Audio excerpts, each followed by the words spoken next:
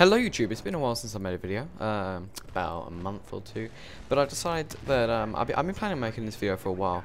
It's going to be about how I view Bad Company 2 to be a better game than Battlefield 3, and this only applies to consoles before anyone gets a little bit too angry, because I know Battlefield 3 has a massive following. It's a big game, let's face it. So I guess the first category we should start off is gameplay. And I decided the reason I preferred Bad Company 2 for gameplay is that the controls just feel more responsive. You know, as soon as you move the stick to the left or right, the gun on screen will do so immediately. Whereas Battlefield 3, it felt a little bit sluggish. There was a split-second delay before it moved, and I'm not sure if this was done on purpose for a sort of a realistic effect, or whether it is just because it's sort of stretching limitations of consoles more, and it struggles to keep up. You know, it sort of struggles to process it. But yeah, there's other reasons why I also prefer the sort of the gameplay of Bad Company 2. The game does feel like it runs smoother in general, not just in the controls, but in everything. The frame rate rarely drops. You know, it runs pretty much 30 frames per second, whereas Battlefield 3 sort of sometimes it drops down to around in the 20s, sometimes low 20s. Obviously I can't confirm this because I can't run fraps on it, but you can pretty much judge just using your eyes. Yeah, and the maps, they have a big influence obviously over how you play the game, and I felt like in Bad Company 2 they were more open. There were loads of different options on how you could approach a particular situation. Defending an MCOM, attacking an MCOM, capturing a flag. Yeah, they're more open-ended, and there was a lot more.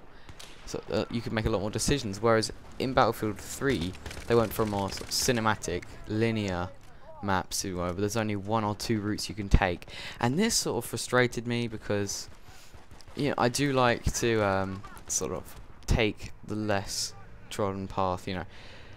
Sneak up on enemies, and in Battlefield 3 it sort of seemed like they deliberately made these corridors, these passageways, narrow just to make you engage in close quarters firefights, which has never been what I've liked Battlefield for, really. Yeah, and Bad Company just felt more bare bones. It felt like they didn't try and dress it up at all. They just gave you the guns and this map, and then you played it the way you wanted to. Whereas Battlefield 3, it feels like the whole thing is sort of a set piece in some way. And yeah, obviously I do appreciate the sort of advances that they've made in the game, but the animation is much better now, I have to admit, although sometimes it does irritate me a little bit, sort of jumping through windows. It's a little bit glitchy occasionally, but it's nothing that can't be fixed if it ever does get fixed.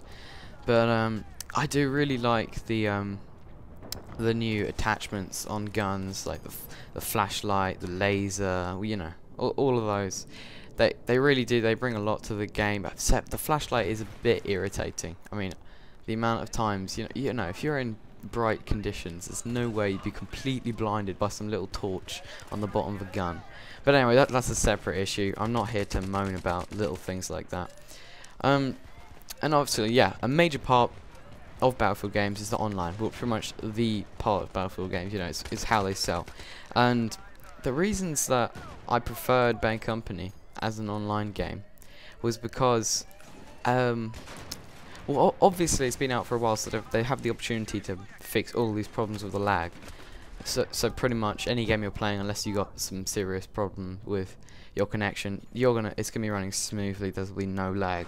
Whereas Battlefield 3, quite often I get into a server and the ping's too high, it's bad hit recognition, whatever, and it is quite a frequent problem for me. I guess I have an average connection, really. It's not anything special, but I should be able to play games without me rubber banding or disconnecting or whatever, which has been a problem for quite a while in Battlefield 3. But the only problem with Bad Company 2's online now for me was that it's got a lot less people playing on consoles. I mean, I'm sure on PC it sort of kept up the momentum. There's more people playing than there are on console, but console players, they sort of we sort of have a short attention span. As soon as a new game comes out, we'll just drop the old one and play the new one, and then until the new one comes out. You know, and PC gamers sort of, they stick to a game for a long time. There's people out there that are still playing, you know, games that are 10 plus years old. You know, like Counter-Strike, just because, you know, the original's sometimes better. That's a fact. Yeah, so this has led to a lot of games being quite empty and boring on Bad Company 2, which is it's a shame, because yeah, like I said, it's a preferred game for me, because I guess overall the reason the Bad Company 2 is so much better is because, and this is all opinion, you know, I'm not declaring it as a better game. There'll be hundreds of people that disagree, but I'm just saying that it's a better game because it didn't try to push too far. It didn't strive to keep up with the PC versions, you know, whereas Battlefield 3, DICE sort of said, we'll match it, you know, we'll go the extra mile for the consoles, and in doing that they've sort of sacrificed a lot of things, you know, like just a nice simple bare bones game has been turned into this quite convoluted system where it's a little bit, you know, it's quite laggy, some textures are slow to load, and I don't know.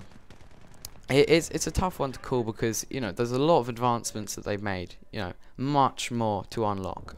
That some of the maps are really impressively huge in this game, which, yeah, no, I respect DICE for pushing the consoles to their limits, but I think they might have pushed them a bit too far this time. But anyway, this is just my view. I hope, you know, just leave your opinion on games, whether you think they went too far trying to keep up the PC, or whether you think it's good that you got developers that are primarily PCs that are trying to keep up the consoles with the higher end PCs of today, because, you know, they are getting on like 6-7 years old by now. Yeah, anyway, just leave your responses in the comment section, and this has been The Conflict. Thanks for watching.